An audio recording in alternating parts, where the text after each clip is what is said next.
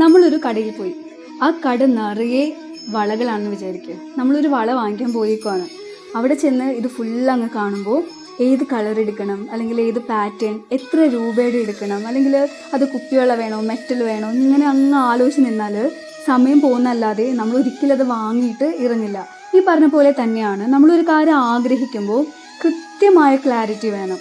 Even ഒരു ജോലിയാണ്, നമുക്ക് പല പല ടേസ്റ്റുകൾ ഉണ്ടാകും. ചിലപ്പോൾ നന്നായിട്ട് സംസാരിക്കാൻ, അല്ലെങ്കിൽ ആക്ട് ചെയ്യാൻ, അല്ലെങ്കിൽ പ്രസൻറ്റ് ചെയ്യാൻ. അപ്പോൾ ഡോക്ടർ ആവണോ, അല്ലെങ്കിൽ എഞ്ചിനീയർ ആവണോ, ടീച്ചർ ആവണോ, ഇങ്ങനെ ആലോചിച്ചിരുന്നാൽ ഒന്നിലും നമുക്ക് ക്ലാരിറ്റി ഇല്ല, അല്ലെങ്കിൽ ലാക്ക് ഓഫ് ക്ലാരിറ്റി വരുമ്പോൾ എന്ത് ചൂസ് ചെയ്യണം എന്നറിയാതെ കൺഫ്യൂസ്ഡ് ആകും.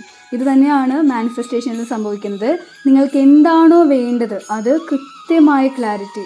ഇപ്പോൾ ഒരു കടയിൽ പോയിട്ട് ബിരിയാണി എന്ന് പറയുന്നതിനേക്കാൾ ചിക്കൻ ബിരിയാണി വേണമെന്ന് പറയുമ്പോൾ കൃത്യമായിട്ട് ഫാസ്റ്റായിട്ട് ഇത് വരും. നേരെ മറിച്ച് വെയിറ്റ് ചെയ്ത് ആലോചിച്ച് എന്ത് വേണം എന്ന് ആലോചിച്ച് വരുമ്പോൾ അതിൻ്റേതായ ഡിലേ അവിടെ ഉണ്ടാകും.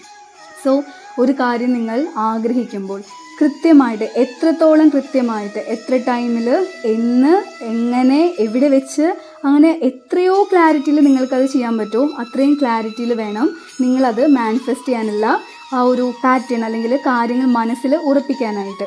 ഇതിന് ഏറ്റവും നല്ല വഴി എഴുതുക എന്നുള്ളതാണ്. നിങ്ങൾ വേണ്ടതെല്ലാം എഴുതി വെച്ച് അതിൽ നിന്നും ഏറ്റവും ഒടുവിൽ നിങ്ങൾക്കത് സ്പെസിഫിക് ആയിട്ടുള്ളൊരു കാര്യത്തിലേക്ക്, ഫോർ എക്സാമ്പിൾ ഇന്ന ജോലി, ഇന്ന പ്ലേസിൽ, ഇത്ര സാലറി, അല്ലെങ്കിൽ ഇന്ന പോലെ എന്നുള്ളത് എഴുതി വയ്ക്കുമ്പോൾ കൂടുതൽ വേഗത്തിൽ നിങ്ങൾക്കത് മാനിഫെസ്റ്റ് ചെയ്യാൻ സാധിക്കും.